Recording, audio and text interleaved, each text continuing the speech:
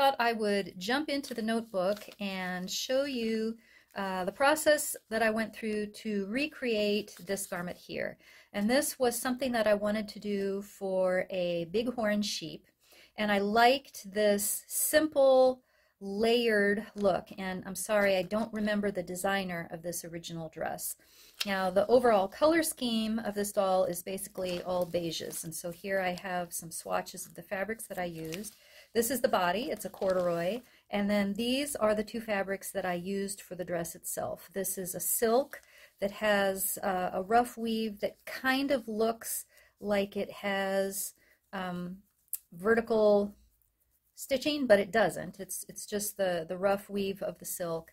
And then the lining is a silk animal print that's cheetahs. I thought that was kind of funny. So it's an animal print with cheetahs on a bighorn sheep's dress. So this is the final dress here. This is what I came up with. And you can see it does look pretty similar to the original. And so this one, I don't know what it looks like, but I'm guessing that this bottom tier has a lightweight portion that goes all the way up to the shoulders, and the middle, the same thing, goes all the way up.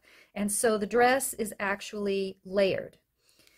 If I did that with a doll costume, you would have so much bulk, because up here you would have 6 layers. So what I decided to do was create the top part of the garment, and so it's kind of like a little tank top, and it's lined. And then this section here, the middle section, is basically just a tube, and then the bottom section is another tube.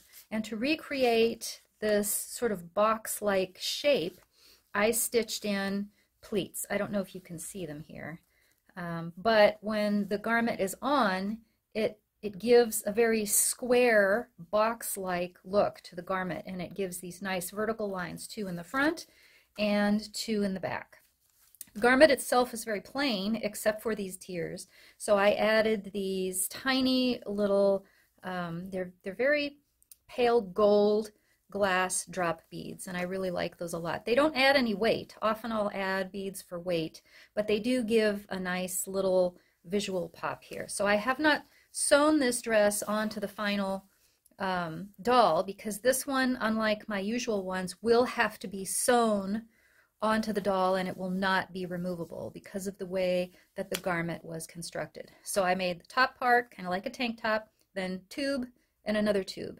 And then what I ended up doing was just very carefully slip stitching them together. So if you turn the garment inside out, you see that you can see the cheetah print, which is kind of fun. You can see here that you have 2 layers of fabric, outside fabric and lining, and here it's the same thing, 2 layers of fabric, lining, and the outside is on the other side, and 2 layers of fabric. There isn't any bulk except for right here where the layers sort of go on top of each other, where they overlap. So I just very carefully hand stitched these things together. This isn't something that I like to do because it takes a lot of time to do this. This dress took maybe 4 times longer than one of my usual garments. I can whip out the usual garment very quickly. But the benefit here is that it's very lightweight and there's no thickness. So it's going to hang cleanly and straight down from the body, which is what I wanted. So I thought I would give you a look. I'm very pleased with this garment because it looks very similar to the inspiration garment. And again, I wish I could find out who that designer was, but I have been unable to find it, and I lost my notes. So my apologies there. If I was going to make this for myself as a real person, I would probably make the top, the tank top, and then these 2 layers, and then you would have like a very thin maybe slip underneath that the middle and the bottom layer attached to and hung freely from this bodice portion. So a little bit different from a real human garment, but it looks pretty good in the end. Hope you enjoy it. Bye-bye.